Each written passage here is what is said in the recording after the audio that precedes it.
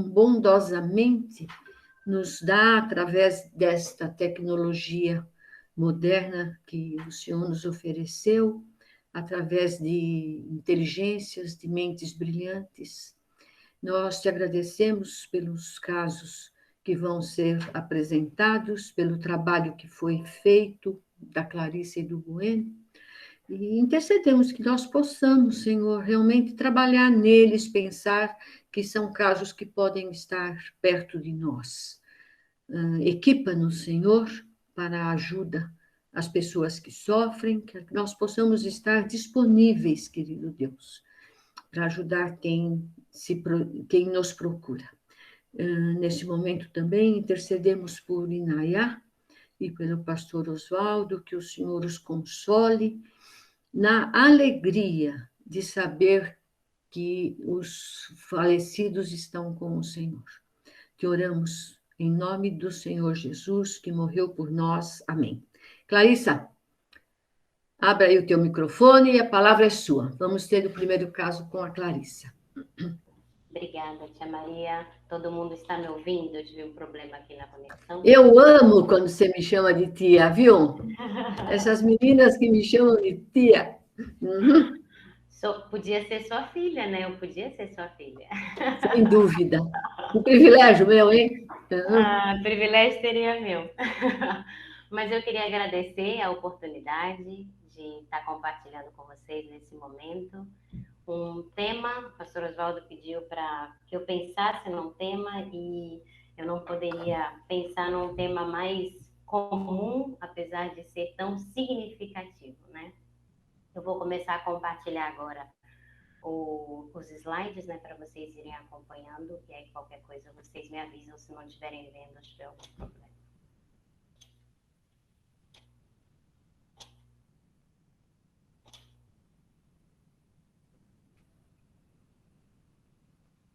Vocês estão conseguindo ver?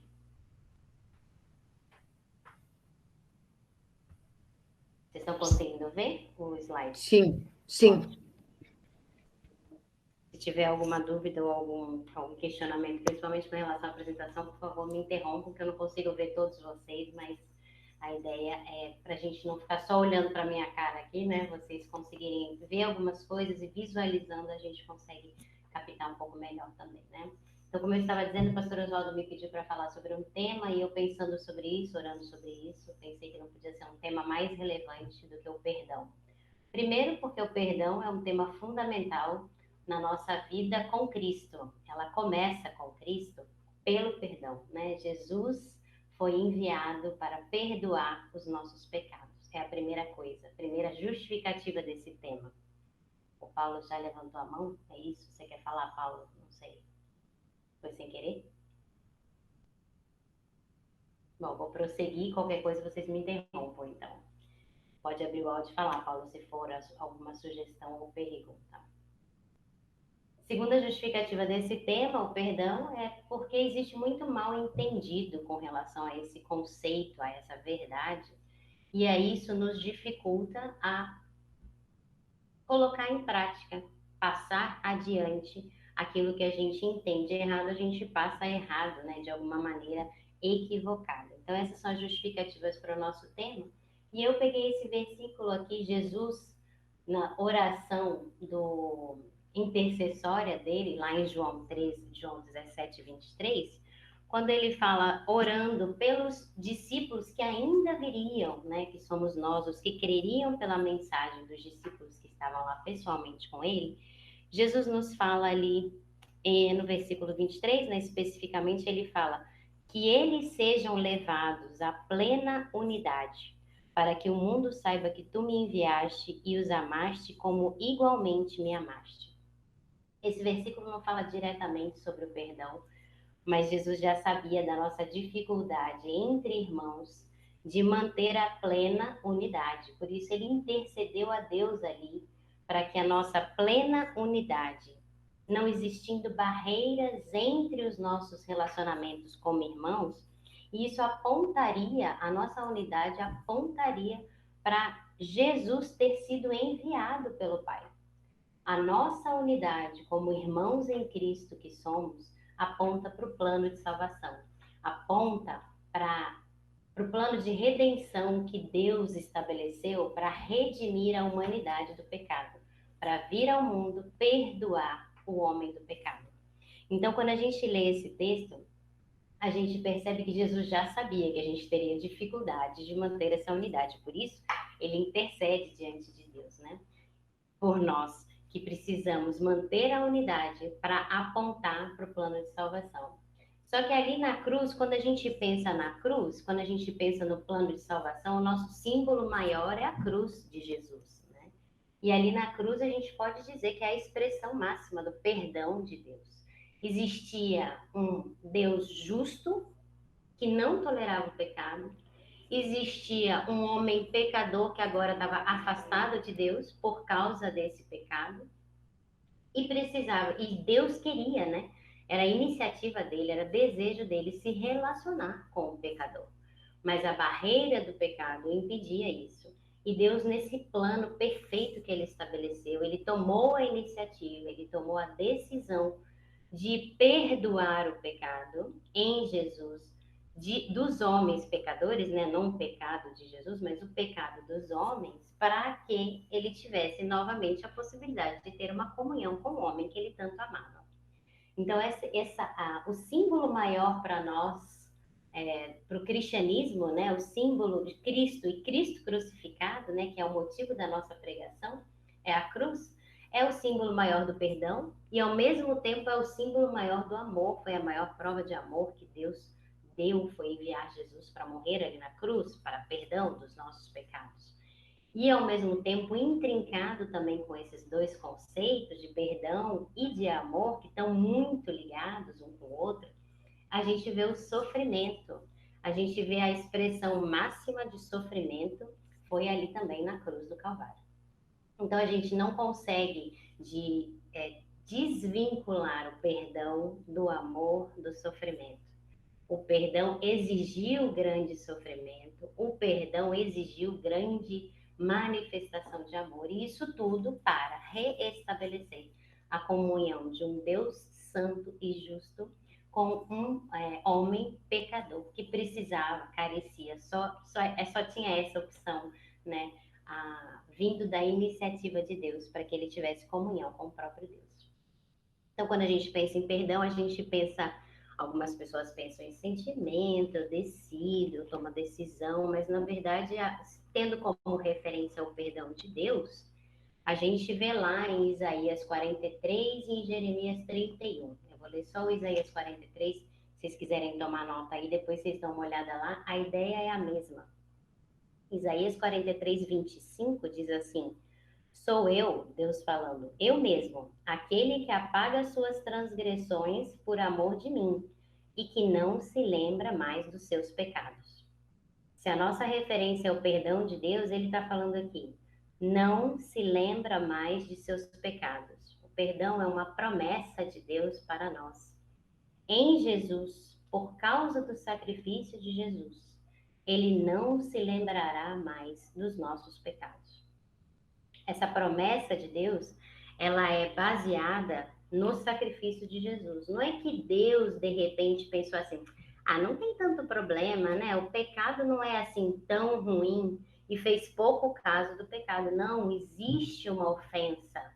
E o salário do pecado é a morte, né? Romanos 6. Existe uma paga, uma dívida que precisa ser paga. E Jesus cumpriu isso, a justiça foi satisfeita, o pecado foi perdoado, foi pago. E por isso é que Deus pode dizer, não vou me lembrar, né? Deus fazendo essa promessa para nós, não me lembrarei mais dos seus pecados. Estabelecendo isso como um padrão, como uma referência, né? Porque Deus é o que perdoa os pecados, a gente parte para o nosso caso de hoje, né? A gente podia ter vários exemplos aqui sobre bem engenhosos, assim, né? Igual a tia Maria trouxe na semana passada, que o negócio foi ficando mais complicado e mais complicado e mais complicado, complexo, né? Mas eu pensei numa coisa simples, mas extremamente significativa. Tem algumas pessoas que falam assim, eu não tenho problema nenhum com perdão. Por exemplo, pensando num contexto do matrimônio, né? fala assim, eu admito qualquer coisa, mas traição eu não admito. Já ouvi várias pessoas falando isso. E é claro que eu trouxe hoje um caso da ofensa máxima, né? Que a gente pensa no matrimônio. Não, mentir não tem problema, enganar não tem problema, fofocar de mim não tem problema, mas me trair eu não vou admitir. E o caso de hoje, eu vou ler para não perder nenhum detalhe, mas ele é até simples, ele não tem muitas especificações, mas eu queria que vocês prestassem atenção agora então. Um casal com alguns anos de casamento e sem filhos. Isso é um fato verídico, tá, gente? Ele, marido, pastor, ela, a esposa, bem-sucedida no seu trabalho. Inclusive, ganhava financeiramente mais do que ele. Certo dia, ele estava conferindo o extrato bancário da conta deles e ele viu um pagamento de uma diária no hotel. E ele foi até a esposa e falou, meu bem, tem um pagamento, acho que tem alguma coisa errada. Pagamento de uma diária no hotel.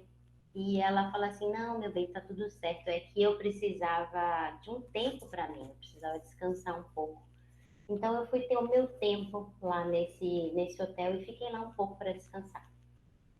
Ele desconfiou dessa situação, achou um pouco incomum. E então ele fez uma notificação, né? Mudou a configuração do celular dele para ele receber no telefone dele qualquer tipo de pagamento que fosse feito, qualquer transação que fosse feita na conta bancária conjunta. E então, alguns dias depois, ele recebe mais uma vez pagamento de uma nova diária no hotel. Mas dessa vez ele foi lá. Ele foi até o hotel para conferir o que estava acontecendo. E quando ele chegou lá, ele encontrou a sua esposa com um outro homem. Era nítido que aquele caso não tinha sido a primeira vez. A primeira vez, inclusive, ela tinha mentido, né? Mas ele saiu do hotel e ele liga para o conselheiro. Ele liga para você, por exemplo. Que tipo de orientações a Bíblia nos dá para uma pessoa como essa, que passou por uma situação como essa, ou que está vivenciando uma situação como essa? A primeira coisa que a gente precisa pensar é que teve, nesse caso, uma pessoa que foi ofendida. Ofendido, nesse caso, a gente já viu, é o marido. É claro que existe uma ofensa clara contra o marido, né? Existe uma traição, existe um rompimento do compromisso que ambos estabeleceram de um contrato, né, de fidelidade. E aí a gente tem a Bíblia e o ofendido, né, para dizer para ele o que é que Deus espera que ele faça. Eu sei que vocês podiam pensar em diversos versículos que podiam dizer para ele perdoar, como você também foi perdoado, como em Cristo, como Deus em Cristo nos perdoou, né? Está lá em Colossenses, está lá em Efésios. E a gente precisa pensar em passos práticos também, não só lembrar do conceito que a gente acabou de ver, do conceito como verdade, do perdão de Deus, que é o nosso padrão, mas a gente precisa se lembrar de passos práticos. E aí, o texto clássico para tratamento de uma ofensa, como essa, por exemplo, né, que podia ser mais leve ou essa pesada, né, em algum critério, está lá em Mateus 18, versículos 15 até o versículo 17. E esse eu gostaria que se vocês pudessem abrir. Eu já estou com ele aberto aqui, só para não perdermos tempo de folhear, eu vou ler, mas por favor tomem nota. E o versículo 15 diz assim: primeiro passo. Se o seu irmão pecar contra você, vá e a sós com ele, mostre-lhe o erro. Se ele o ouvir, você ganhou o seu irmão. É o primeiro passo de alguém que foi ofendido. E a primeira coisa que a gente diz é: eu fui ofendido, eu tenho que ir até a pessoa?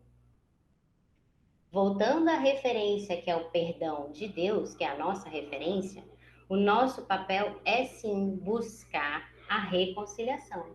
Foi isso que Deus fez com a gente. Ele foi o ofendido e ele veio até nós. Ele veio buscar a reconciliação, o retorno, a restauração da comunhão. Então, o primeiro passo da pessoa ofendida é sim ir até o irmão e dar a ele a oportunidade do arrependimento. Mostrar para ele o erro e falar: você está errado. Isso que você fez foi contra o que você tinha se comprometido a fazer, por exemplo, no nosso caso. E ele continua, o texto continua: se o irmão o ouvir, você ganhou o seu irmão. Então, se a pessoa se arrepender, você a perdoa. Você expressa a sua promessa, como Deus fez conosco, expressou a promessa, nos prometeu que não ia se lembrar mais daquele pecado, da mesma maneira o ofendido vai até quem o ofendeu, mostra ele o erro, e se ele se arrepender, você diz para ele: eu não vou mais me lembrar, eu tenho compromisso agora de não mais me lembrar dessa sua ofensa no nosso relacionamento. Essa sua ofensa foi paga por Jesus lá na cruz. E ele sendo já paga, eu não vou cobrar que você me pague por ela. Ela já foi paga pelo Redentor, né? Então, esse é o primeiro passo que o ofendido deve fazer. Mas a gente pode pensar, e o texto continua com o segundo passo, que a pessoa pode não se arrepender, ou pode não mostrar o arrependimento, que está arrependida, dizer que está arrependida.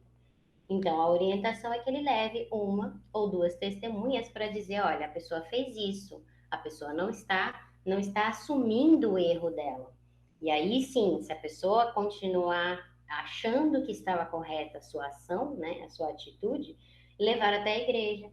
E na igreja, a igreja em conjunto, como um corpo, falar para a pessoa: essa sua atitude está errada, o seu comportamento é inadequado, mas também corre o risco, e o texto percebe isso, né? Sabe disso, né? Deus sabe disso. A pessoa pode ainda assim não se arrepender. E aí, então, ela deve, no 17, se ele se recusar a ouvi-los, leve à igreja, e se recusar a ouvir também a igreja, trate-o como pagão ou publicano. Na verdade, tira da comunhão da igreja, porque uma vez que ela não reconhece o próprio erro, e uma, duas testemunhas e a própria igreja está reconhecendo o erro dela, ela, na verdade, nunca reconheceu o seu pecado diante do Salvador, nunca percebeu a necessidade de um Salvador, e por isso ela está fora da comunhão, porque uma vez ela nem foi, possivelmente ela nem salva foi num primeiro momento, né? Isso é o que nos diz lá em Mateus 18. E ele, quando a pessoa leva a outra pessoa, né, dá a outra pessoa, o ofendido dá ao ofensor a possibilidade de expressar o arrependimento, de se arrepender de fato, ela tem essa promessa em três compromisso tríplice, né? Eu até escrevi aí. O compromisso tríplice que ela tem, não sei quem já ouviu o Fernando Leite falando sobre isso, o Jay Adams fala sobre isso também, e ele fala que o compromisso precisa ser primeiro consigo mesmo. É o compromisso eu, tu e eles. Primeiro comigo, eu me comprometo a não ficar remoendo essa ofensa comigo mesmo. Ficar pensando sobre isso, isso já foi pago lá na cruz do Calvário por Jesus. Segunda coisa, eu me comprometo a não falar sobre isso mais com a pessoa que me ofendeu. Isso é um assunto resolvido. A pessoa se arrependeu e eu posso agora dizer para ele: não vamos mais conversar, eu não vou mais levar à tona, né, levantar à tona esse assunto diante de vocês. Diante de você, desculpa, e diante de outras pessoas também. Então é eu, tu e eles. Eu não falo mais comigo, eu não falo mais com a pessoa sobre esse assunto, e eu não vou mais falar com outras pessoas sobre essa ofensa. Essa ofensa já está paga, já foi perdoada. Eu me comprometo a não me lembrar mais. Não é esquecer, né? É decidir não se lembrar. Foi essa promessa que Deus nos fez também. Agora, se a gente for pensar, mas assim é muito fácil, né? Na verdade, eu perdoo, mas e aí como é que fica a esposa, que é a ofensora nesse caso? Primeiro, pensando com relação ao pecado dela, ela vai ter que se acertar com Deus, e a gente vai ver um pouco mais para frente aí no caso do ofensor. A gente está tratando agora o ofendido, porque foi o ofendido que te ligou e perguntou: o que é para eu fazer, né? Nesse momento que a pessoa expressou o arrependimento e eu manifestei o meu compromisso de não me lembrar mais dessa ofensa, Existe, o pecado foi concedido, mas agora está se iniciando um processo de restauração. O perdão, ele acontece naquele momento que eu tomo a decisão e faço essa promessa para a pessoa. Mas o processo de restauração vem ao longo do tempo, não é de um dia para o outro que se restaura a confiança, por exemplo, num relacionamento entre marido e mulher. Esse processo, ele é um processo, né? Leva um tempo para acontecer e ele precisa acontecer também com o ofendido.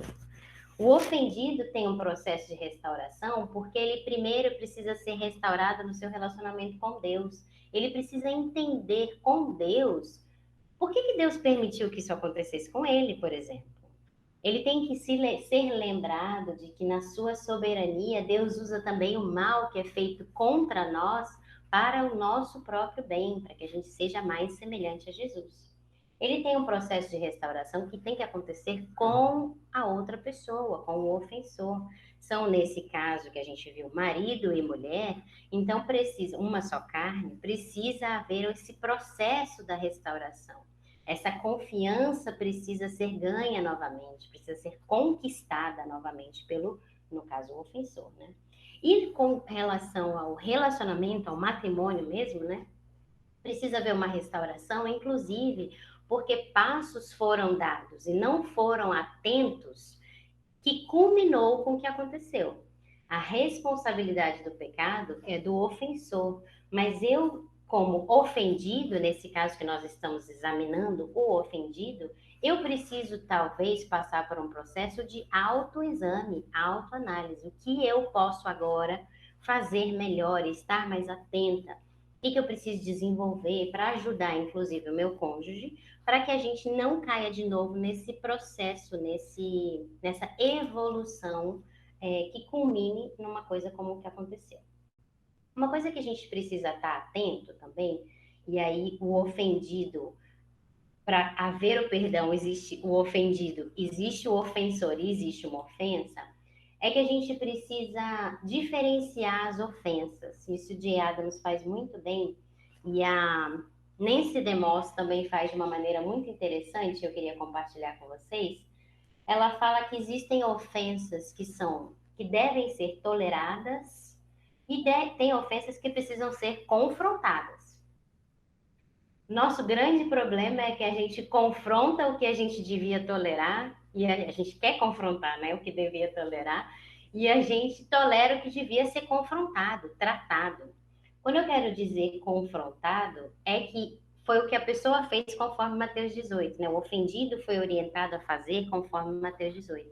Ele vai até lá, fala sobre a ofensa para que haja restauração da comunhão. É esse o objetivo. Foi esse o objetivo do perdão dos nossos pecados e é esse o objetivo do perdão quando a gente perdoa alguém, reestabelecer a comunhão com aquela pessoa.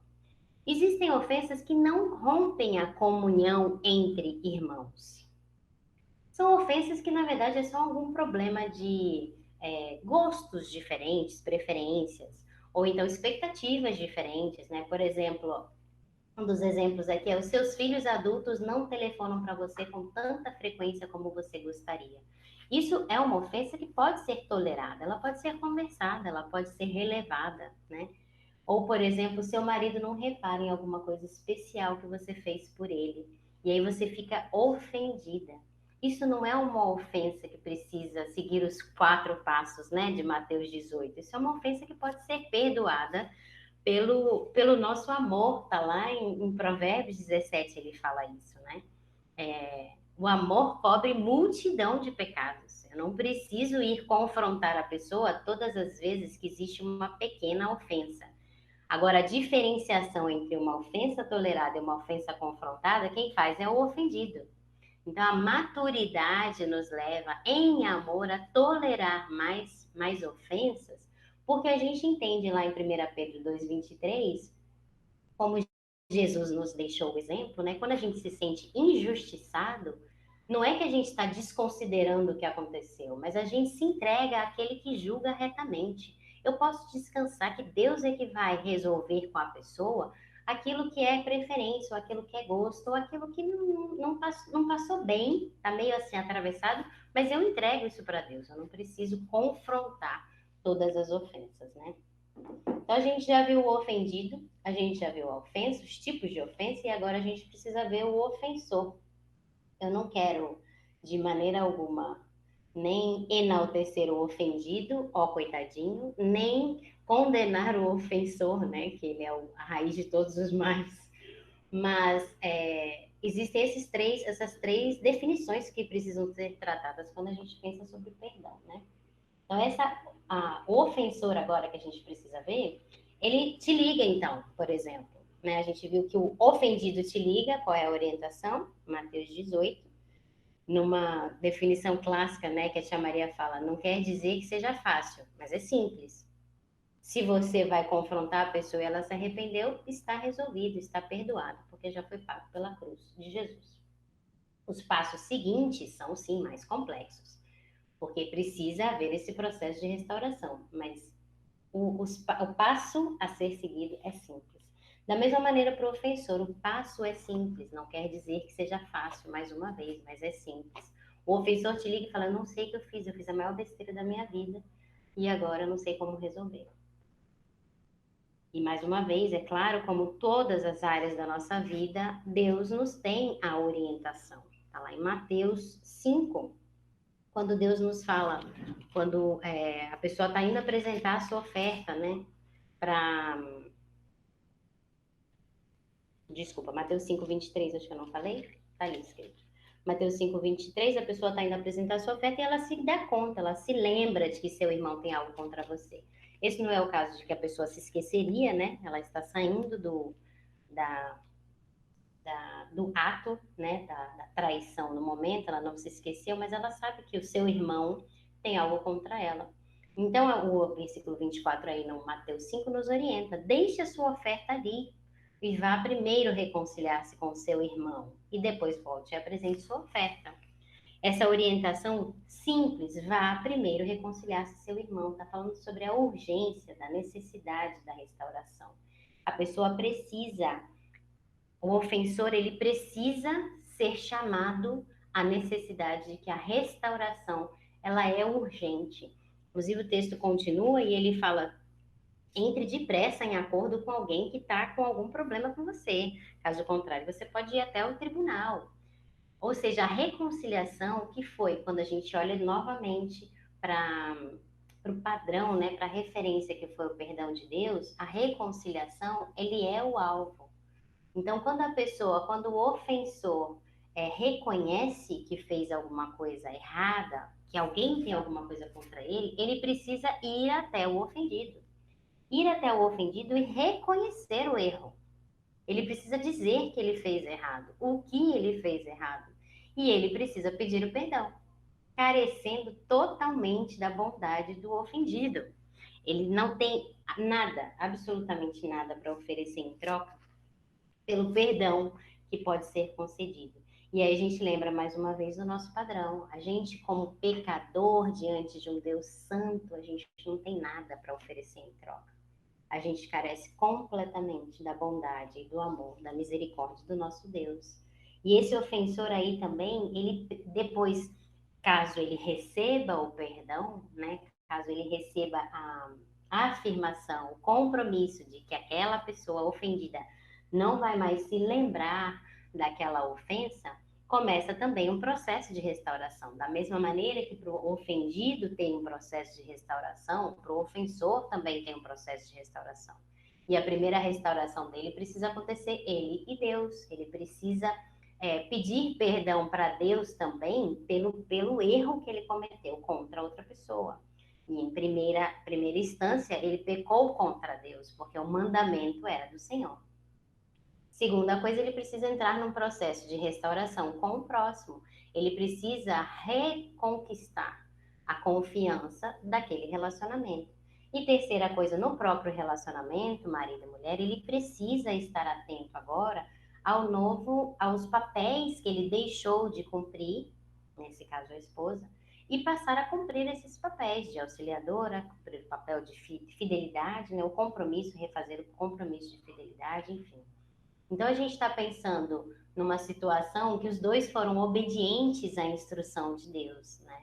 Obedientes no sentido de o ofendido foi até o ofensor e falou, você está errado, e deu a oportunidade de arrependimento e concedeu perdão. A gente pensa no papel do ofensor, que também é chamado a ir até o ofendido, né? Numa situação ideal, os dois se encontram no caminho, né? O ofendido querendo a reconciliação, abrindo mão, inclusive, dele mesmo, né? E o ofensor querendo a reconciliação, porque ele reconhece que ele fez errado. Então, essas duas situações são as em obediência, né? Mas nem sempre isso acontece, né? E Deus também já sabia disso, que a gente ia fugir de obedecer, né? Nem sempre a gente ia querer obedecer. E lá em Lucas 17, Jesus já responde qualquer fuga que a gente tenha com relação a isso, a gente fala assim, não, mas isso aí é muito complicado. Não, mas isso aí não é bem assim, mas isso aí não é simples assim. Aí Jesus, já sabendo disso, já vai resolvendo algumas coisas, desculpas que a gente pode dar, né? Então, lá em Lucas 17, no versículo 3, ele começa assim, Jesus explicando, orientando. Se o seu irmão pecar, repreende-o. Se ele se arrepender, lhe perdoe. Se ele pecar 7 vezes no dia e 7 vezes voltar a você e disser estou arrependido, lhe perdoe. Os apóstolos disseram ao Senhor, aumenta a nossa fé. E Jesus disse, se vocês tiverem fé do tamanho de uma mostarda, semente de mostarda, vocês vão dizer a essa árvore, arranque-se e plante-se no mar, e ela vai obedecer. Qual de vocês, tendo um servo que esteja arando ou cuidando de ovelhas, vai lhe dizer, quando ele chegar do campo, venha, se sente, vamos comer alguma coisa? Claro que não, ao contrário, ele vai dizer, prepare o meu jantar, se apronte e me sirva, enquanto eu como e bebo. Depois disso, você pode comer e beber. Será que ele se agradecerá ao servo por ter feito o que lhe foi ordenado? Assim também vocês, quando tiverem feito o que foi ordenado, devem dizer, somos servos inúteis, apenas cumprimos o nosso dever. Jesus aqui já refuta, ele já responde 3 fugas, desculpas que a gente pode dar para dizer que a gente não vai perdoar o nosso irmão. E a primeira delas, a primeira fuga delas, é que Jesus está falando assim: se vier 7 vezes para você no mesmo dia. A primeira desculpa que as pessoas falam assim, não, mas eu não estou vendo frutos do arrependimento. E Jesus fala assim, não precisa ver fruto nenhum, a pessoa está dizendo. Ela disse, estou arrependido. Então, o seu papel é perdoar. Se ela está mesmo arrependida, se já existiu esse processo, fruto é uma coisa que leva um processo para acontecer, leva um tempo. Então, não tem fruto em um dia só mesmo. Mas se ela se mostrou, se ela está dizendo, desculpa, se ela está afirmando, estou arrependido, o seu papel como ofendido é perdoar. Segunda desculpa que a gente pode dar mas a gente não tem fé suficiente para isso. Foi o que os discípulos falaram. Aumenta a nossa fé, Senhor. É muito difícil isso aí que você está pedindo. 7 vezes no mesmo dia é muito difícil. E Jesus está falando assim, não é uma questão de fé. Se a sua fé for pequena do tamanho da semente de mostarda, você vai dizer, tira daqui, vai até lá e ela vai obedecer. Na verdade, é uma questão de obediência. E ele continua na história do servo. O servo é chamado a fazer o que lhe é responsabilidade. O servo não chega em casa cansado do trabalho e vai comer primeiro para depois servir o seu senhor. Não. Ele vai primeiro fazer o que é a sua responsabilidade. E Jesus nos chama em obediência a perdoar o nosso irmão. Então, ele nos cobra isso, ou cobrando, né, aqui no finalzinho desse trecho que a gente está lendo, a nossa responsabilidade. Se você está sendo um servo obediente, você não é mais do que um servo inútil, apenas cumprindo o seu dever. É Jesus que está falando. Então, quando a gente pensa em possibilidades de desculpa para não perdoar, a gente pode ter todas, muitas estão respondidas por Jesus aqui. E tem mais 2 que podem ali responder em 2 Pedro, qualquer outra que fuja dessas 3 que a gente mencionou, estão respondidas em 2 Pedro e em 1 Coríntios. 2 Pedro nos lembra? Desculpa, Heloísa, Clarice, eu perdi uma. A primeira desculpa seria... A primeira desculpa é que eu não vejo frutos do arrependimento. A segunda é que não temos fé. Não tenho fé suficiente. E a terceira é que eu não sinto que eu devo perdoar. Desculpa, eu não falei essa definição. Eu não sinto que eu deva perdoar. E, na verdade, nós somos chamados a obedecer, a assumir a nossa responsabilidade e não a sentir alguma coisa, né? Todas essas desculpas que eu falei, a pessoa pode ter ainda mais outras. Pode falar, Heloísa. Nada. E elas se respondem, né? Elas são afirmadas em 2 Pedro e em 1 Coríntios, que eu coloquei aí para vocês. Se você acha que você não tem recursos, que você não consegue fazê-lo, Deus afirma para você que Ele te deu todos os recursos que Ele precisa para uma vida plena. Se você não está tendo uma vida plena que o agrade, né? Em obediência. Se você não está tendo isso, você está buscando recursos no lugar errado. 2 Pedro. Em 1 Coríntios, Deus afirma que Ele não vai dar uma coisa maior do que você pode suportar, uma tentação maior do que você pode suportar. Junto com a tentação, Ele também dá o escape. Se você está sendo tentado a não obedecer em perdoar o seu irmão, vá até Deus, porque Ele dá o escape que a gente precisa e nos capacita a cumprir tudo que Ele obedeceu, tudo que Ele mandou, né? Todos os mandamentos. Se a gente acha que a gente não consegue, é porque a gente está indo na fonte errada para isso. Então, eu queria concluir com essa afirmação que nós fomos chamados, pelo padrão que Deus estabeleceu no perdão dele, nós fomos chamados a não se lembrar. A gente foi chamado a não se lembrar. Todos os pecados que foram cometidos, as ofensas que nós recebemos, nós somos chamados a não trazer à tona, porque foram perdoados lá na cruz do Calvário. E a gente também foi chamado a não se esquecer. Como diz Isaac Newton, a gente não deve se esquecer de 2 coisas. Ele fala, uma frase que ele afirmou, que a memória dele já tinha passado, já não lembrava de muitas coisas, mas 2 coisas ele não podia esquecer, que ele era um grande pecador e Jesus era um grande salvador. E isso para nós é uma coisa que não pode jamais ser esquecida. Nós, como seus discípulos, seguindo os seus passos, a gente deve, em obediência, perdoar como nós fomos perdoados. Conforme nos chama Jesus, nos intercede por nós, Jesus nos intercedendo por nós ali em João 17, que nós vimos no comecinho, que a nossa unidade possa apontar o nosso desejo de comunhão entre irmãos, possa apontar para o plano redentor da salvação, que Jesus veio a nós, enviado por Deus, para perdoar os nossos pecados. Queria só deixar uma leitura recomendada, que é parte do estudo também, e se alguém tem alguma dúvida ou alguma questão, pode colocar agora. Acho que essa é a hora, né? Estamos abertos para algumas perguntas, não podemos ter muitas, dado o tempo, mas se você tiver alguma pergunta significativa, levante sua mão rapidinho e já pode fazer. Eu tenho uma questão, Clarissa, que, no caso, você levantou o primeiro passo, o segundo passo,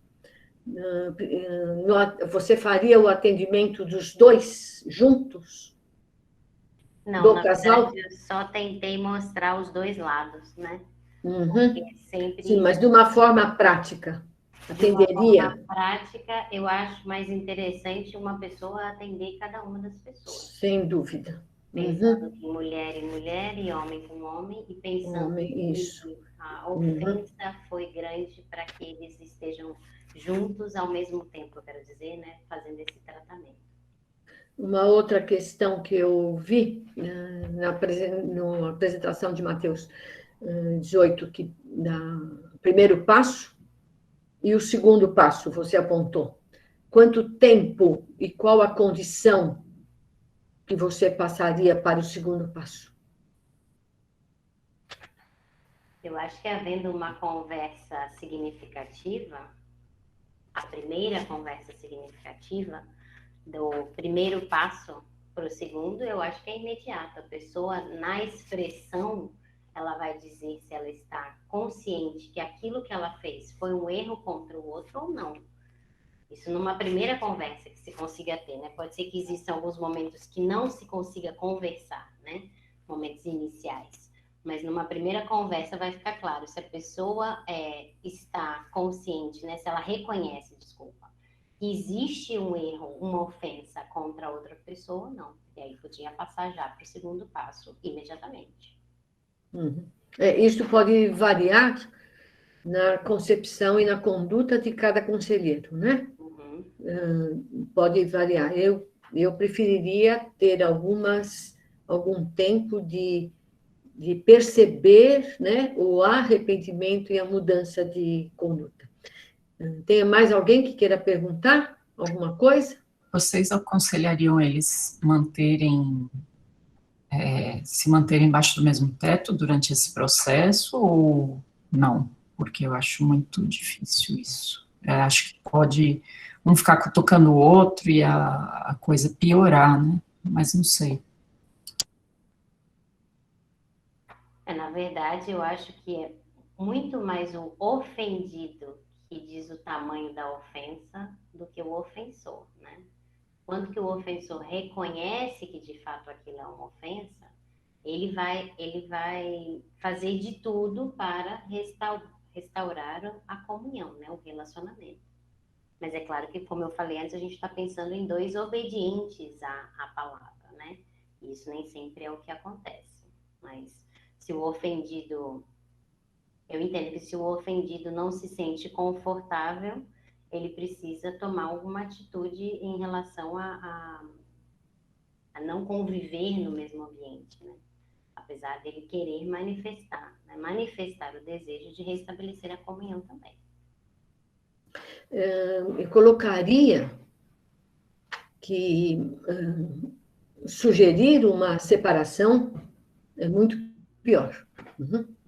Teria que evitar ao máximo continuar a convivência, porque a convivência é a oportunidade, são as oportunidades de pôr em prática tudo isso que a Clarissa nos falou. E tem uma outra coisa que nós temos considerado na prática como muito significativa. Quando separa, as coisas melhoram. Porque fica sossegado, fica tranquilo, não tem mais briga, pode pensar sozinho. Então, eu não aconselharia a separação, não. Uma outra questão que também a Clarissa citou e que é bem significativa é perdão e confiança, né? Perdão e confiança são duas linhas paralelas que não andam no mesmo ritmo. Perdão pode andar muito mais rápido. A confiança, para ser reabilitada, ela leva muito mais tempo. Então, pode haver perdão e ainda não ter recobrado a desconfiança. Clarissa, o tempo está passando, nós podemos... Você já pode encerrar? Sim, para mim já está. Se alguém tiver alguma dúvida ou algum questionamento mais específico, eu posso deixar meu e-mail aqui no chat, tá bom? Eu até agradeço muito. Muito obrigada. Muito obrigada pela sua preparação, que foi muito eficiente. Nós podemos agora passar para o doutor Bueno. Oi, Bueno, abre aí o teu microfone. Maria, tudo bem? Boa noite, pessoal. Prazer estar aqui com vocês. O pastor Oswaldo me incumbiu de uma tarefa difícil de tratar. Apresentar um caso para vocês sobre hábitos escravizadores. Ele pediu para que eu selecionasse um caso, escolhesse um caso. E eu tive um caso muito emblemático em 2016, aconselhei até 2017. E, primeiramente, que vai ser uma aula para maiores de 18 anos, ok? E dado o que aconteceu, e eu vou falar, obviamente vocês não vão saber quem é, não é da nossa igreja, é um irmão de 42, na época tinha 42 anos, cristão, casado, e ele chegou para mim numa situação de muito desespero, né? E as palavras dele eram realmente fortes, né? Cheguei no fundo do poço, que estava com medo, desesperado, sem esperança, eu estou fraco, sem vontade para nada. E uma queixa muito importante que era o seguinte: eu não consigo nem orar, nem me dirigir a Deus mais. Eu estou arrasado. Essa foi o primeiro contato que eu tive com ele, e ele em prantos, inclusive. O irmão estava realmente desesperado. Aqui é um caso bem... Ele é um caso que eu vou construir eu não tirei tudo que eu vou falar para vocês de uma maneira que eu vou colocar de uma forma cronológica, mas não foi da maneira que ele me colocou. Isso foi construído depois, eu vou colocar para que a gente... Senão não vai dar tempo, né? Ele estava, do começo, ele estava afastado, se afastando de Deus, uma vida distante de Deus, né? Voltada para o mundo, relacionamento conjugal frio, a esposa meio que levando a vida dela com Deus, ele a dele, não estavam falando a mesma língua. E ele começa, né? Vamos falar agora do hábito, como é que começou tudo, né? Com pornografia esporádica, né? Vídeo, internet, esporadicamente, só isso, só via, por enquanto só vendo, né? E com o passar do tempo isso foi evoluindo, né? A frequência disso foi aumentando. E ele passou a se satisfazer com masturbações, quando ele via esses vídeos eróticos, quando ele tinha acesso a esses tipos de modalidade aí. Mas a coisa foi andando, né? E ele foi agravando o pecado dele. Ele começou a participar de salas que tem na internet, de que ele ficava de um lado, uma mulher de outro, e se despiam, né? E tinha toda aquela... Então, houve uma evolução. Concomitantemente, ele começa a apresentar outros sintomas, ou entre aspas, aí, pecados, né? A gente na medicina fala sintoma, mas na Bíblia isso chama-se pecado. Ele começa a mentir em todas as áreas da vida dele, né? Mais afastado de Deus, mentindo para a esposa, brigando com a esposa, e já estava com comprometimento na área sexual em casa. Ele já não conseguia dar conta do recado em casa. A esposa não despertava mais desejo nele, e o prazer que ele tirava com ela já não satisfazia mais ele.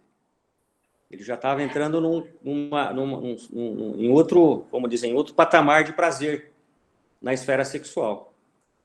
E junto com isso, ele tomava bebida, vamos dizer, entre aspas, socialmente, sem se embriagar. Ele já estava se embriagando. E mais no decorrer, na evolução desse processo, ele passou a se drogar, usar cocaína, inclusive, né? E junto com isso tudo, né, começou a comprometer o trabalho, e ele trabalhava em São Paulo 2 vezes por semana. Ele ficava, se eu não me engano, quarta e quinta em São Paulo, dormia uma noite em São Paulo. E lá em São Paulo ele começou a frequentar casas de show ao vivo, de striptease, sexo ao vivo, e aí ele começa, né, no decorrer das coisas, a praticar orgias, né? Ele contratava mulheres nessas casas e levava para o hotel e levava mais de uma. E chegou ao ponto dele estar, lógico, tudo isso movido à droga também, a álcool. E o pecado dele foi evoluindo, ele foi descendo a escada e chegou ao ponto, numa noite, dele pagar um travesti para que fizesse relação homossexual com ele. E isso foi, para ele, aí ele viu que realmente ele estava no fundo do poço, de que ele não tinha mais jeito, né? Então ele me chega, isso é lógico que eu montei isso depois de 3 encontros, 4 encontros, né? No começo eu tive que me preocupar com outras prioridades, né? Mas o mais importante de tudo é que quando ele me procurou, ele se mostrava arrependido, culpado, o coração quebrantado pedindo ajuda, querendo ser ajudado, buscando alguma coisa, né? Querendo sair desse buraco. E isso foi importante para que a gente começasse a trabalhar isso. Então, interessante que esse caso caiu no meu colo e, obviamente, que eu precisava de um amparo bíblico importante. E eu havia estudado o livro do Street sobre purificando o coração da idolatria sexual, quando em 2014 eu tinha dado uma aula no encontro de homens lá em Morungaba, justamente sobre desejo cobiçoso e desejo santo no casamento, relacionado à sexualidade. Então eu acabei estudando esse livro para fazer essa aula, fiquei 3 meses passando, então o que eu fiz? Eu voltei para esse livro e me baseei nesse livro eu já tinha um conhecimento do livro e fui me aprofundando mais no livro, e foi uma oportunidade de aprender mais, inclusive. Então, o problema dele era uma idolatria, né? Um coração idólatra que começou, vamos dizer, entre aspas, se auto-justificando que, né, o prazer, a autossatisfação, porque em casa não estava legal, porque a pornografia é ele com ele mesmo, ele não está pecando contra ninguém, se esquecendo de que ele pecava contra Deus. E esse foi o passo o primeiro degrau da escada que ele começou a descer, né? E aí em Efésios a gente vê isso, né? Que ele ficou ignorante, né? O coração endureceu, ele perdeu toda a sensibilidade, se entregou à depravação e cometeu com avidez todo tipo de impureza, que Paulo fala de uma escada, de uma descendente, e que ele foi de cabeça.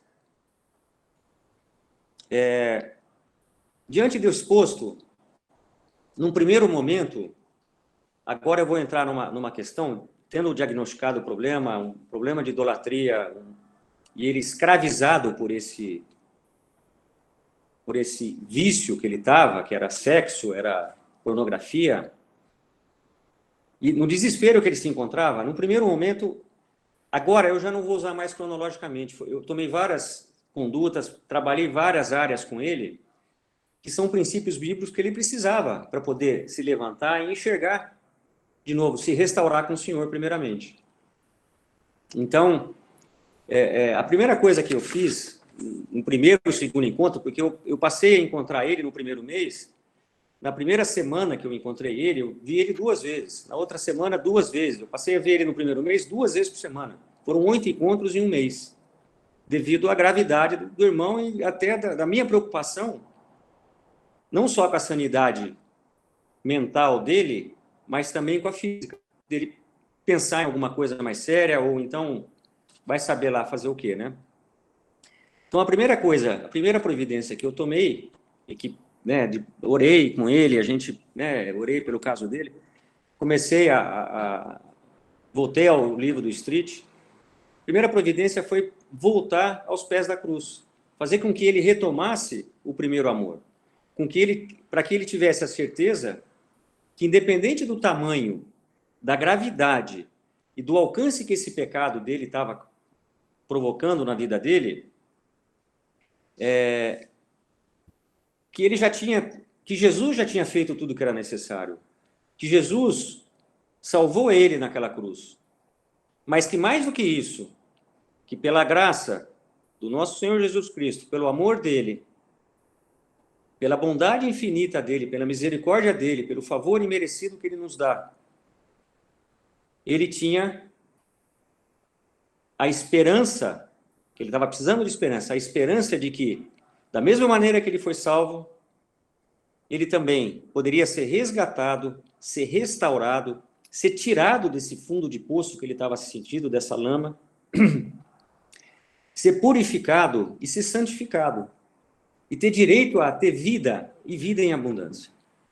Então, a gente trabalhou vários versículos, né, nesse processo. Eu vou dar exemplo de alguns versículos que a gente trabalhou. Não dá para ser cronológico nisso, porque foram vários encontros, E isso ia saindo aos poucos, né? Mas a gente vou colocar alguns versículos que foram importantes, por exemplo, do reconhecimento de que no momento de fraqueza, né? 1 Coríntios, né? No capítulo 12, onde Paulo fala de que a tua graça me basta, Minha graça. né? Que é na tua fraqueza que eu vou conhecer, que é na fraqueza dele, né? Que ele iria conhecer o poder e o amor de Cristo. Então, para que ele se gloriasse com essa fraqueza dele, para que ele pudesse reconhecer a grandeza de Jesus, a graça de Jesus, que ele pudesse ser socorrido por Jesus. Aonde ele é fraco, ele vai ser forte, porque Jesus vai estar com ele. Ele vai reconhecer o pecado dele. Então, no primeiro momento, eu procurei desenvolver nesse irmão de que ele tinha esperança, de que ele podia ser resgatado, de que ele tinha uma solução, não para o problema dele, mas para o pecado dele, para a idolatria dele. Deixei claro para ele sobre a idolatria. Obviamente que a gente tem que trabalhar, passo a passo, mas a gente tem que também fazer com que o irmão ele seja instigado a buscar o Senhor. Então, nos primeiros momentos, a primeira coisa que eu fiz foi dar já de cara para ele, para a primeira semana, a gente ia trabalhar e discutir sobre o Salmo 32. Falei para ele ler o Salmo 32 várias vezes inteiro e para ele depois se ater dos versículos de 1 a 8, onde se trata ricamente do arrependimento, da confissão dos pecados e do perdão divino. Para que ele pudesse reforçar a esperança dele, que ele tem solução, que o Senhor é gracioso, que o Senhor é amoroso, ele tem, se ele quiser, ele vai ser restaurado. Estudamos isso no primeiro momento, e na sequência do estudo, eu falei para ele estudar a segunda parte, que é a parte também da esperança, que Deus vai estar do lado dele, que vai depois instruir ele, ensinar ele, e vai aconselhar ele nos caminhos dele. Se ele se entregasse, se ele realmente estiver com o coração contrito e buscando a Deus verdadeiramente.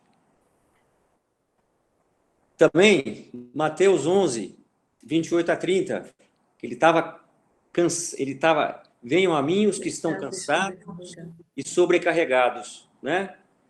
E lá Jesus termina, no versículo 30, dizendo o seguinte: olha, deixa o teu fardo, o teu jugo, o meu jugo é suave e o meu fardo é leve. Pega o meu, esquece isso, olha para mim, foca em mim, que eu vou estar com você. Leva o meu fardo, eu sou humilde e manso.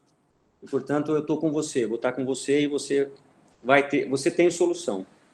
Eu sempre buscava falar isso para ele, né, que ele tem solução, que tem...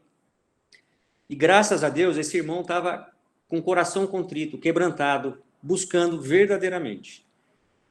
E a minha grata surpresa é que eu pedi para ele fazer uma dissertação sobre o Salmo 32. Esse cara me veio com 4 páginas do que ele escreveu, da conclusão que ele chegou, e foi uma bênção, né, ver isso, e nós louvamos, e eu chorei junto com ele nesse dia, de gratidão a Deus por esse momento.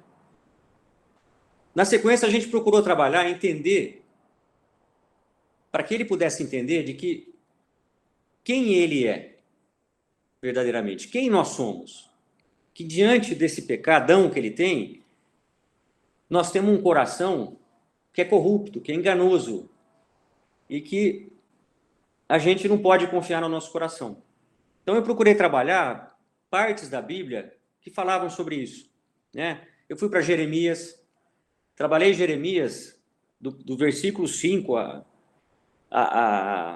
até o 10, 11, né? Quando ele vai discernindo, né, do bendito, do maldito, né? Do maldito, do bendito, né? E que ele estava sendo, vamos dizer, uma maldição na vida dele, o que estava acontecendo por conta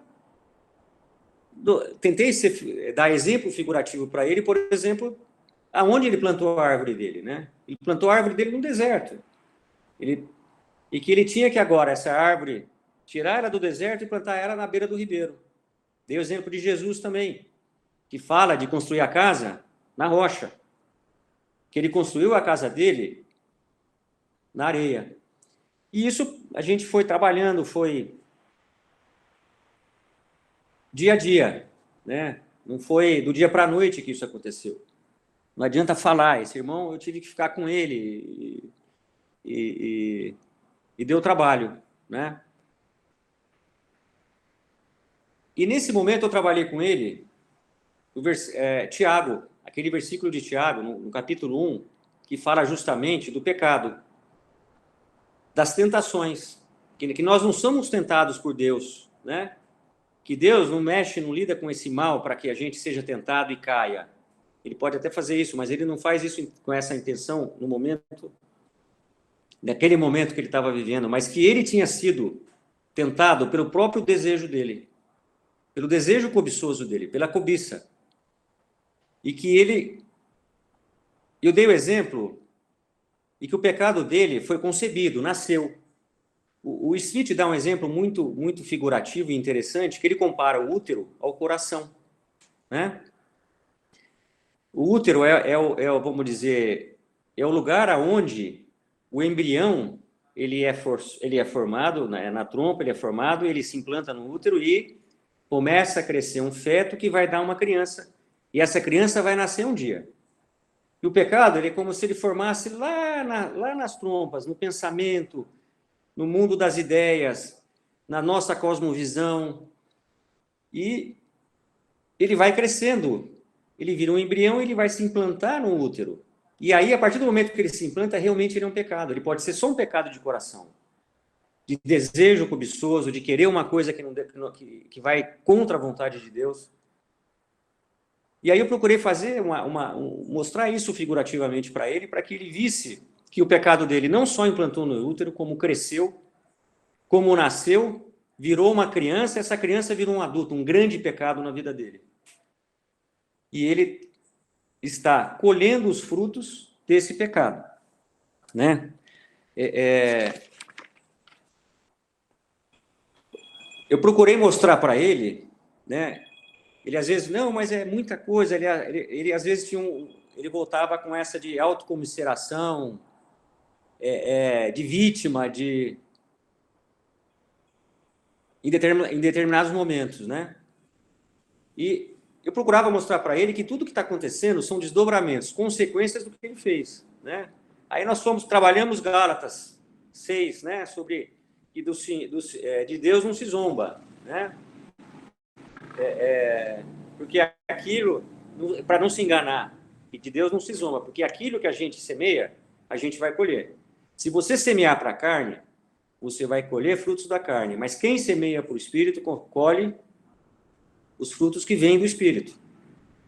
Fui lá em Gálatas 5, sobre o fruto do Espírito, o fruto da carne, os frutos da carne. Então a gente trabalhou isso a gente trabalhava, não era eu falava o versículo, não, a gente trabalhava, ia a fundo. Ele continuou fazendo eu dava lições para ele, dava tarefas para eles para fazer em casa. E normalmente eu usava esses versículos para ele dissertar sobre esses versículos. Falei para ele me trazer, para ele pesquisar e me trazer sobre o temor do Senhor. O que ele tinha sobre isso? E deu um prazo de 2 semanas para ele fazer isso. E a minha surpresa foi que foi muito bacana, muito bonito o que ele fez, extremamente bíblico o que ele falou ali, e a gente ele leu, a gente meditou sobre isso. Quer dizer, a coisa foi caminhando. Usei exemplos bíblicos que retratam sobre isso. Nós estudamos, né? Eu pedi para que ele estudasse, que ele viesse, que a gente iria estudar juntos, né? 1 Samuel, capítulos 12 e 13, que é justamente o capítulo que está ligado ao Salmo 32, né? Que mostra o adultério de Davi, né? O adultério, e foi muito ilustrativo porque mostrou o adultério e todo o desdobramento do pecado de Davi. Que ele pecou em várias áreas. Um pecado, a idolatria sexual, que escravizou ele, acabou fazendo com que ele pecasse em várias áreas, inclusive planejando o homicídio de um outro homem, né? Foi muito ilustrativo também porque ele já conhecia o Salmo 32, ele já tinha estudado o Salmo 32 e ele entendeu como Davi tratou o pecado dele. Mas ele entendeu também as consequências daquele pecado. trouxeram para a vida de Davi. E a sequência, nós vimos no capítulo 13 sobre Tamar, né? E o irmão, né? O Amino, em que foi aquele assédio do irmão, que foi um estupro à irmã, né? E a repercussão do que aconteceu, né? Amino foi assassinado por Absalão. Absalão tomou isso como provavelmente o exemplo do pai, né? Também tinha cometido adultério, da maneira que o pai agiu. E a maneira que Absalão acaba agindo com Davi na vida, né? Um desapreço, uma falta de consideração, agindo de uma maneira até querendo matar o pai. Mostrei para ele que isso são consequências do pecado. Então, que tudo que pode acontecer com ele tem a ver com o pecado dele, né? Então, foi muito interessante poder dar esses exemplos para ele e ele ver na prática como isso foi, como aconteceu e como foi tratado, né? Obviamente, além dessas tarefas, né, de estudar esses livros, eu acabei estudando outras passagens. Estudei Salomão, o pecado sexual de Salomão, né, a etiologia, era um idólatra sexual. Nós estudamos a fundo, né, até para ele poder ter isso ilustrativo, para ele poder ver que ele não é o único pecador dessa terra. E aí, paralelamente a isso, a gente foi caminhando para que ele pudesse se livrar, quer dizer, saber lidar com o próprio pecado e tratar o pecado dele no mundo dele, com as relações dele, né? Então, foi muito importante, por exemplo, mostrar para ele que ele ia ter que mudar muitas coisas na vida dele, que por exemplo, mudança... Ele tinha algumas amizades que ele ia ter que cortar. Isso é uma coisa que nós já começamos a falar. Você vai ter que cortar as amizades. Se você não tiver força para olhar, tá navegando na internet e ver alguma coisa e não entrar, você vai parar de navegar na internet. Mas o meu trabalho, você vai só trabalhar. Você vai ter que ter, é um compromisso que você vai ter que ter comigo mesmo e com o Senhor, não é nem comigo mesmo, com você mesmo e com o Senhor, né?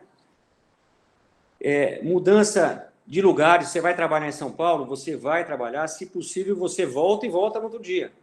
Você não vai mais ficar em São Paulo. Você está proibido de bebida alcoólica.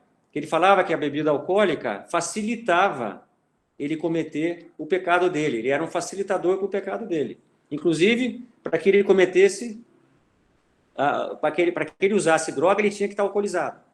E aí ele descambava no que ele fazia. O pecado dele se avolumava mais ainda. Então, são medidas que ele teve que começar a tomar. Nas primeiras vezes, eu deixei meu telefone com ele. Falei, cara, é o seguinte, você não acha que você não vai ser tentado, que você não vai ter vontade, que de uma forma ou de outra, você vai ser levado para isso. Se você estiver sendo tentado, você me liga. Se você não conseguir, se você perceber, bate um fio. Não fica esperando chegar a um ponto e não ter volta. E por incrível que pareça, nesse período todo, ele me ligou só 2 vezes. E vou explicar por que depois, né? Então, isso que a gente começou, são disciplinas que ele tinha que desenvolver. Outra coisa importante, orar todos os dias, ter uma rotina de devocional. Ele começou a ter na igreja dele tinha um pessoal que mandava aqueles devocionais, ele estudava, sugestões de leituras eu passava para ele. Ele começar a orar em casa, né? Ler a Bíblia com mais assiduidade, frequentar a igreja, voltar para a escola bíblica. Então foi um conjunto de providências para que ele ficasse firme, né? E agora vem uma questão que foi difícil, né? O relacionamento conjugal dele estava estragado, né? A esposa já tinha percebido que ele tinha mudado, desconfiava do pecado dele, não da pornografia, não de onde ele chegou, a que ponto que ele chegou. E aí eu cheguei para ele, já no segundo mês, quando ele estava mais firme, né? Falei, você vai ter que começar a orar para que o Senhor mostre a forma que você vai restaurar, vai pedir perdão para sua esposa, para o seu filho, para o seu pai, para sua mãe, para o seu sogro, para sua sogra, no teu trabalho para quem você pecou. Prestar atenção, você vai ter que restaurar a tua vida aqui no mundo horizontal, já que você está restaurando com o Senhor. Você já foi perdoado por Ele, você está arrependido, mas você vai ter que tratar aqui também. Independente do que isso venha te trazer. Você vai pedir perdão pela sua esposa e falar o que aconteceu, o que está acontecendo. Até para que ela possa, se ela realmente te perdoar verdadeiramente, querer andar com você, para que ela seja uma parceira sua na sua recuperação, na sua restauração. Para que ela sirva de sua esposa, de ser uma sua carne com você, inclusive nesse momento. E aí eu acabei conversando, ela acabou me procurando, inclusive eu conversei com ela 2 vezes junto com ele, não entrei em detalhes do pecado dele, do que ele fez, né? Isso cabe a ele fazer, não a mim. Mas falei da importância dela, que se ela estava disposta a perdoar ele, que ela ia ter que... Ela mostrou, estava com mágoa, com rancor, com medo dele, não confiava nele. Aí eu falei, você também vai precisar ser aconselhada. Num primeiro momento, eu pensei na Maria, que lida com essas encrencas aí, à torta direito. Mas ela disse que na igreja dela tinha uma irmã, que é esposa de um pastor, que já estava sabendo do que ela estava passando. Não dos detalhes. E que já estava, de certa forma, ajudando ela, aconselhando ela. Eu falei, então você vai precisar passar, você vai ter que andar com ela, caminhar com ela. E eu vou caminhar com o seu marido. Depois que nós tomamos essas medidas, né, e fomos fazendo, eu sugeri a ele, assim, aconselhamento numa intersecção com o discipulado, quer dizer, ele precisa andar com as próprias pernas. Eu não poderia simplesmente falar, olha, fulano, acabou o aconselhamento, você não. Aí eu propus para ele o seguinte, vamos fazer o seguinte, vamos estudar um livro junto? E aí me veio em mente um livro que é antigo, que já foi escrito lá atrás, que eu já li há muitos anos atrás, e que foi importante na minha vida, que é Firmando os Seus Valores, do Charles Swindoll, né?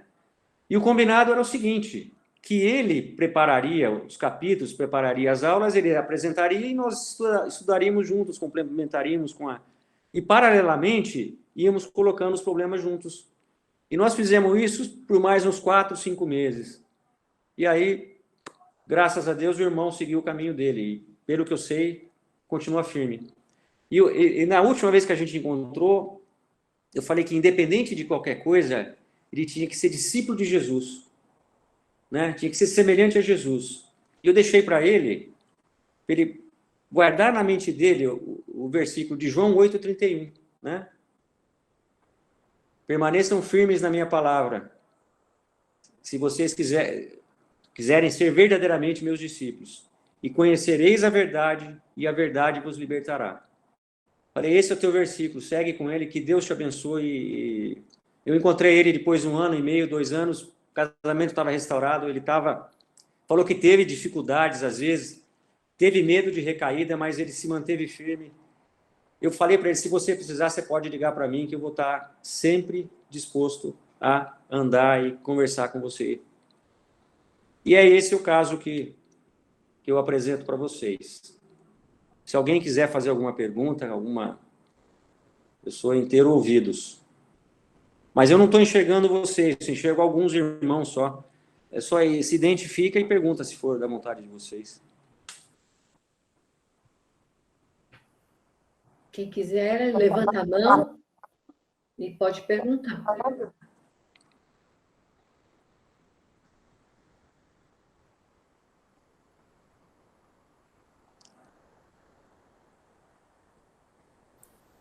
Oi, Fernanda, é a Sayuri. Oi, Sayuri. Tudo bem? Eu não tenho pergunta, não. Na verdade, eu acho que foi um caso tão gostoso de ouvir, né? Com um final feliz. Acho que você cobriu, pelo menos para mim, tudo que eu tinha de dúvida ao longo de toda aí a sua explanação. Muito bom. Graças a Deus, glória a Deus. Normalmente, eu coloquei esse caso, porque normalmente esses aconselhamentos, quando a gente vai lidar com dependência, com escravidão, a Maria lida lá no Bálsamo, eu acabei no Bálsamo também, quando eu ia no Bola de Neve, lá eu participava das rodas de aconselhamento, tem muita frustração, sim, mas a gente não tem que se sentir frustrado. É óbvio que eu trouxe um caso que deu certo, mas já passaram muitos pela minha mão, aí, nessa área, e que realmente a pessoa não quer mudar, o coração continua duro, e eles continuam longe de Deus, de Jesus, não querem, uma situação complicada, desestruturação da vida, destruição da vida, casamento, parte para outra, e a gente está cansado de ver isso, né? Não só Pois é, mas na Fernando, igreja. realmente temos tido muitos casos semelhantes a esse, e a gente, como mulher, tem atendido o outro lado da história, né? Mulheres que nos procuram, e olha, já mandei alguns casos para você de maridos, mas muitas mulheres que nos procuram, as esposas, devido à rejeição, ao afastamento dos maridos que estão dentro desse vício. É um vício. Você considera, Fernando, que realmente é muito difícil sair disso? Maria, é uma dependência. Vamos falar, a pornografia, a gente pode até enquadrar ela como uma dependência. Ela não é uma dependência química. Uhum. Mas a área do prazer que é mexida nessa coisa da pornografia, nessa coisa desse sexo intenso, dessa dessa depravação sexual, é a mesma área, por exemplo, é o circuito do prazer.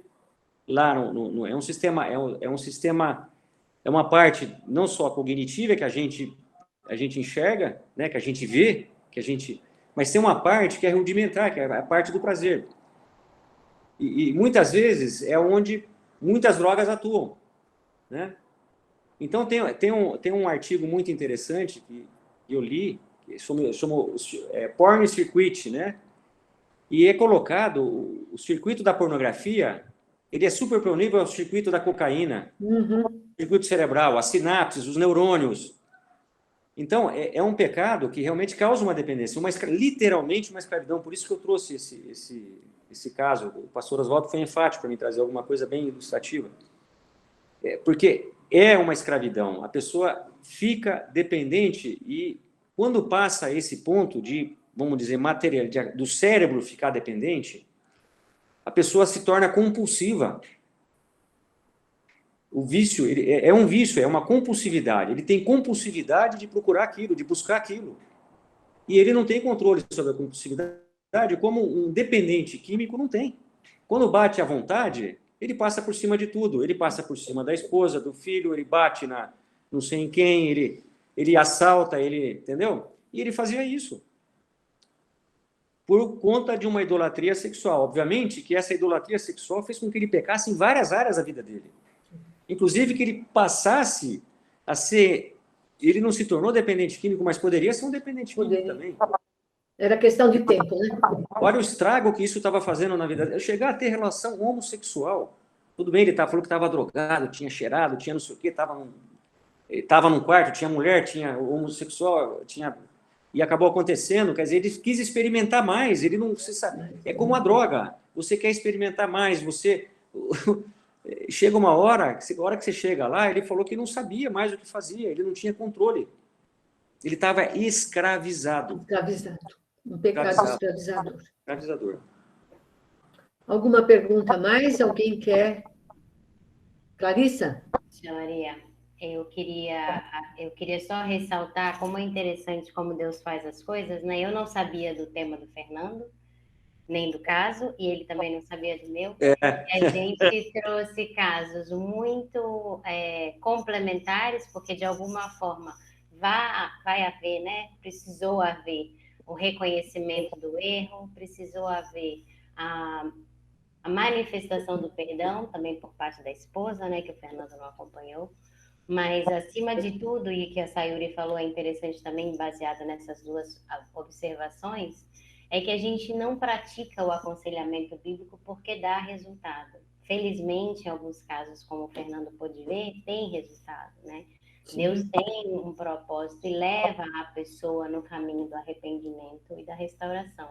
Mas o meu caso, por exemplo, que era um caso verídico também, não teve restauração no relacionamento e eles se separaram de fato. Ela não assumiu que ela tinha um erro, que ela estava errada. Mas a gente continua praticando o aconselhamento bíblico porque agrada a Deus. Porque é assim que Deus nos chamou para apontar a Cristo e que Ele tenha resposta em todas as áreas da nossa vida. Então, acho que talvez bem esses dois casos. Talvez, Clarissa, dele ter continuado, acho que a mulher dele, pelo que eu percebi, pelo que ela falou, parece ser uma mulher temente. Né? Uhum. Eu acho que isso fez muita diferença, inclusive na vida dele. Né? E ele também, ele escorregou mesmo, ele foi para o buraco, ele desceu aquela escada, como Efésios fala, ficou ignorante, né? Anestesiado, né? Insensível, né? E fez todo tipo de impureza, de depravação, né? Zilton, quer perguntar? Não é bem uma pergunta. Calma aí, agora sim. Agora sim. Não seria uma pergunta, é mais destacar um método que o Fernando usou, que foi forçar o aconselhado a estudar a Bíblia. Uhum. Escrever, ler, escrever, quer dizer, ele foi se tornando aí um autodidata, né? Encontrando verdades, relacionando com a vida dele. E aí, essa coisa impressionante, Fernando, esse ponto de fazer escrever. Porque só ler é uma parte, mas fazer escrever e trazer um resultado é o processo mais completo. Mais completo, sem dúvida. Eu encorajei ele a fazer isso, escrever. Eu falava que não sou eu que falo. Quem vai falar para ele é o Espírito Santo, não sou eu. E que ele tinha que mostrar a boa vontade, ele tinha que correr atrás, ele tinha que fazer a coisa bem feita. Porque Deus promete e faz. E iria se abençoar. Você estava falando e aí eu estava lembrando, eu tenho feito um estudo no Salmo 119.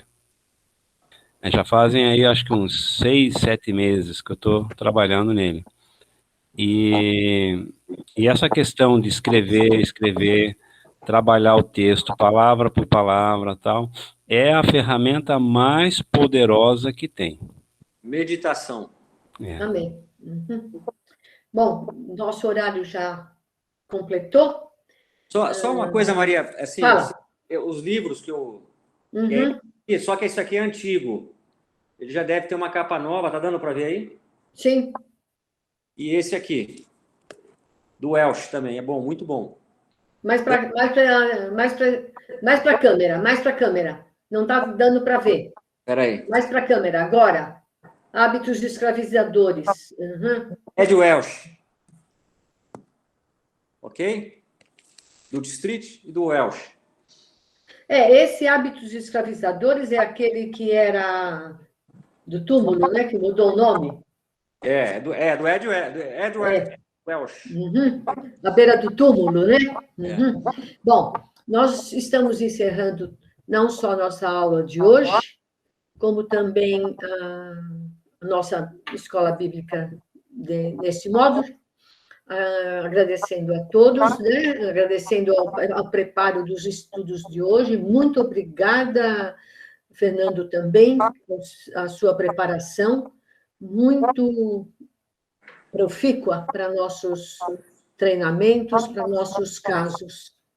e vamos encerrar orando. Clarissa, ora por nós, por favor. Oremos. Querido Deus, nós louvamos o teu bendito nome e te agradecemos, porque o perdão foi concedido a nós e por isso nós estamos aqui. Nós, como irmãos em Cristo, buscando no Senhor a capacitação, na tua palavra, através do teu Espírito Santo, a capacitação que a gente precisa para viver, primeiramente, uma vida que te agrade. E também uma vida que possa levar aos outros a tua palavra e apontar a Cristo, levar aos outros o teu evangelho e a salvação e a esperança que temos somente em ti. Louvado seja o teu nome por essas semanas que podemos estar aqui e debruçar nos teus princípios e aprender as práticas e as ferramentas e as maneiras que a gente pode colocar em prática o que o Senhor tem nos chamado a fazer e chamado a nossa atenção. Nos ajude, ó Deus, a não achar desculpas para cumprir o que o Senhor tem nos chamado, a estarmos atentos às consolações que temos recebido do Senhor, para estarmos dispostos e aptos a consolar os outros com o que temos recebido de Ti. Louvamos o Teu bendito nome, hoje e para sempre, em nome do Senhor Jesus. Amém.